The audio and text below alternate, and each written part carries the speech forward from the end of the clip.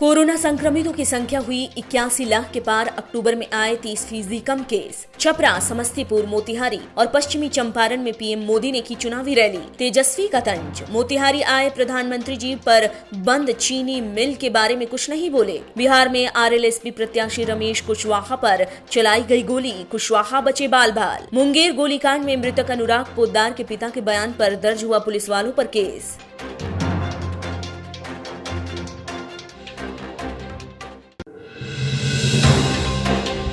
केंद्रीय स्वास्थ्य मंत्रालय ने जो आंकड़े रविवार सुबह जारी किए, उसके मुताबिक भारत में कोरोना संक्रमण के मामले बढ़कर 81.84 लाख हो गए हैं। सितंबर के मुकाबले अक्टूबर में नए मामलों और संक्रमण से हुई मौतों की संख्या में करीब 30% की कमी दिखी। ठीक होने वालों की संख्या 74.91 लाख तक पहुंच गई है। सुबह 8 बजे तक के आंकड़े कहते हैं कि एक दिन में 40,963 संक्रमण के नए मामले मिले और 470 और मरीजों की जान चली गई। कुल मामले 81,84,082 हुए और कुल मृतक 1,22,111। बिहार में जारी विधानसभा चुनाव के दूसरे चरण के प्रचार के लिए पीएम नरेंद्र मोदी ने आज छपरा, समस्तीपुर, मोतिहारी के साथ ही पश्चिमी चंपारण में चुनावी रैली की, जिसमें उन्होंने कहा कि आप देख ही रहे हैं, जंगल राज के युवराज को अब सिर्फ अपने परिवार तक ही कांग्रेस पार्टी का दायरा भी सीमित होकर रह गया है। उन्होंने कहा, अपने परिवार के लिए सिर्फ और सिर्फ काम कर रही इन पारिवारिक पार्टियों ने क्या दिया आपको। बिहार में आरजेडी नेता तेजस्वी यादव ने पीएम नरेंद्र मोदी की मोतिहारी रैली पर तंज कसते हुए एक ट्वीट कर कहा कि आदरणीय प्रधानमंत्री जी ने 2014 में मोतिहारी की चुनावी सभा में कहा था कि वो मोतिहारी की बंद चीनी मिल को शुरू करवा अगली बार मोतिहारी आगमन पर उसमें बनी चीनी की ही चाय पिएंगे। प्रधानमंत्री जी आज 6 वर्ष बाद मोतिहारी आए, लेकिन उस बंद चीनी मिल एवं चाय के बारे में कुछ नहीं बोले।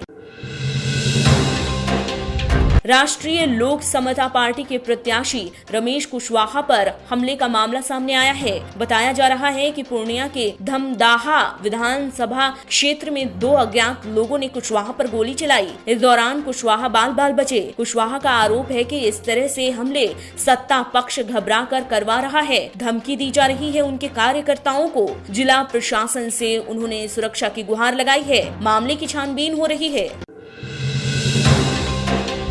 मुंगेर गोलीकांड में मृतक अनुराग पोद्दार के पिता के बयान पर दर्ज कर लिया गया पुलिस वालों के खिलाफ केस कोतवाली थाने में दर्ज किया गया। पिता ने पुलिस वालों पर लगाया हत्या का आरोप। कहा, पुलिस की ओर से चलाई गोली से बेटी की हुई थी मौत। विसर्जन के दौरान कोतवाली थाने में लाठी चलाने के आरोप में एसएचओ के बयान पर 20 से 25 पुलिस कर्मियों पर मामला दर्ज कर लिया गया है।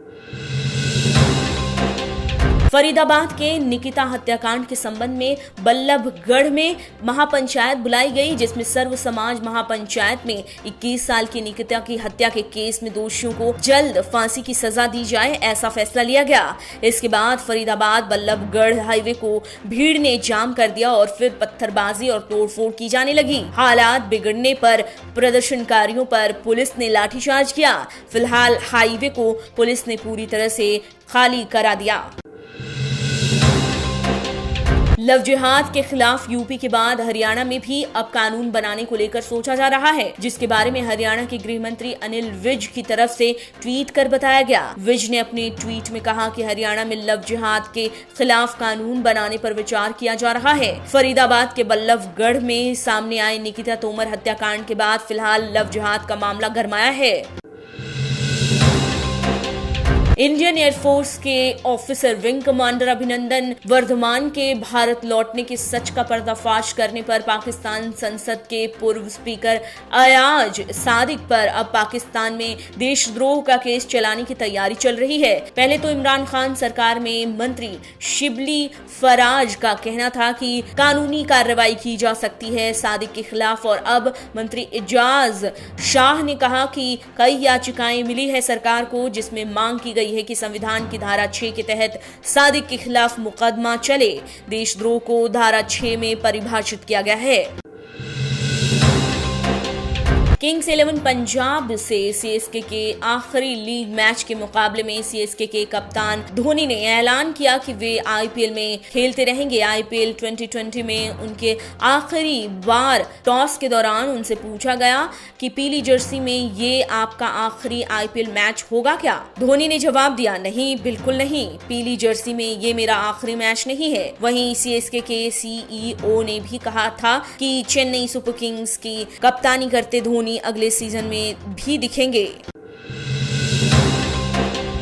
तीसरी बार एथलेटिक्स फेडरेशन के आदिल सुमरीवाला अध्यक्ष चुने गए। यहां विशेष आम बैठक में वरिष्ठ उपाध्यक्ष साल 2003 विश्व चैंपियनशिप में पदक जीतने वाली अंजू बॉबी जॉर्ज को बनाया गया है। ये एएफआई कार्यकारी समिति में अंजू के लिए उनका सर्वोच्च पद है। एथलीटों के आयोग का सदस्य होने की वजह से वो लास्ट टर्म की कार्यकारी समिति में थी। आप देख रहे हैं नेट्रिक न्यूज, साहस सच कहने का।